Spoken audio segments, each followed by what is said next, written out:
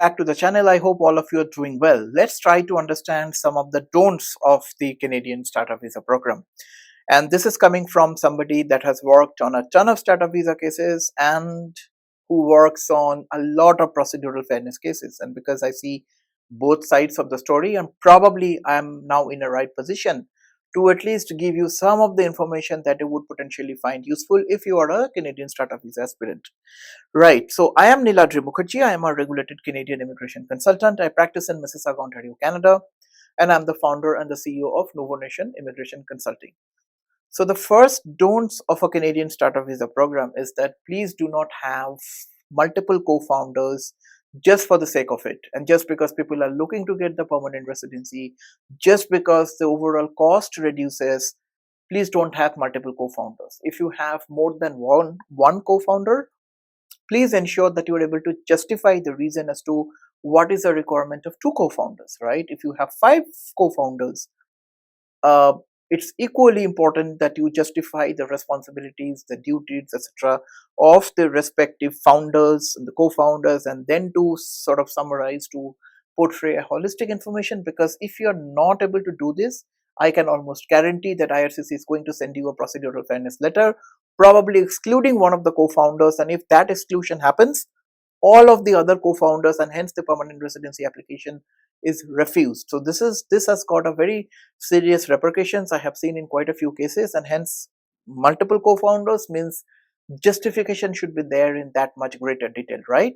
So that's one important aspect, the first important aspect that you have to take care of. The second one is the business plan.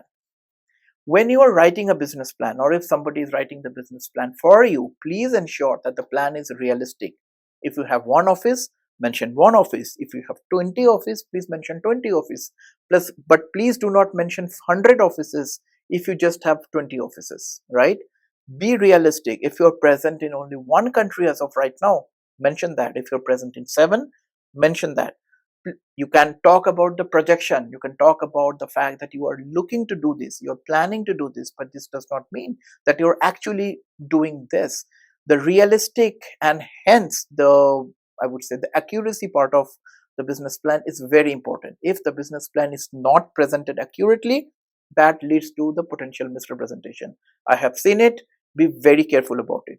The third point from my note is the background of all the co-founders. So with multiple co-founders particularly, please ensure that everybody else along with the main founder is adding equal value to the business, and that value is being derived from their business experience or their work experience. This is more so if they do not have relevant business experience, if they're working currently somewhere.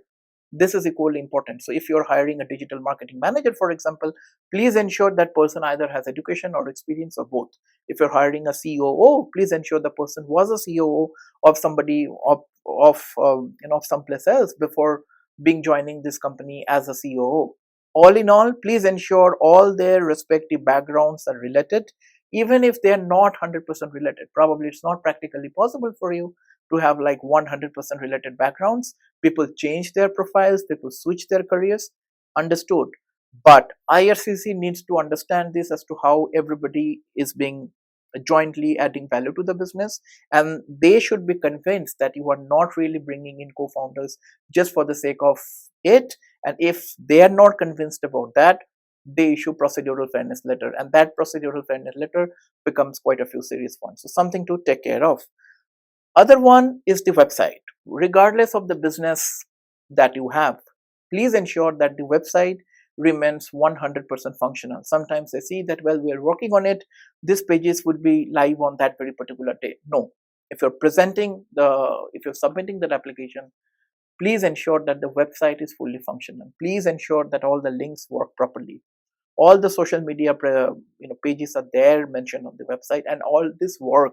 One page is being linked to, if one page is being linked to another, please ensure that link works properly, and most importantly, the website should show your business description properly, accurately, without any sort of potential misrepresentation.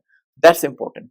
Last but not the least, explanation. It's your business, your idea, your brainchild, you're the entrepreneur. IRCC's responsibility is unfortunately not to take meaning out of the, the documentation if everything is not being explained correctly. If you're currently working with an immigration lawyer, if you're currently working with an immigration consultant, please ensure that you check and recheck everything from your side to show that you are able to explain your side of the story properly. You are able to explain why this business is going to help Canada. What's your plan to hire Canadians? How many have you already hired already? What's your plan to hire in the form of Canadian citizens or permanent residents, for example? What kind of potential value addition that you are planning to bringing into the Canada?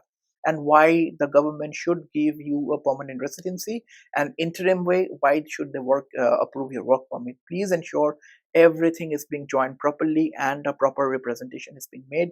This is the key. Sometimes I see that explanation is not correct, and then IRCC sends a procedural fairness letter. I know I have talked about procedural fairness letter more than once in this video, and that's not because I specialize on responding to the procedural fairness letter. And that's because, as I have said in the beginning of the video, I do work with the startup visa clients. I do work with procedural fairness letter cases as well. So I understand the linkages.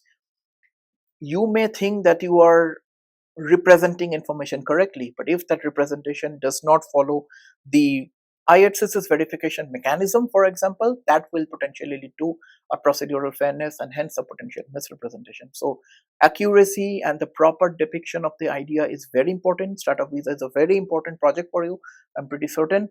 If you need our help with a startup visa program A to Z, more than welcome to book a consultation.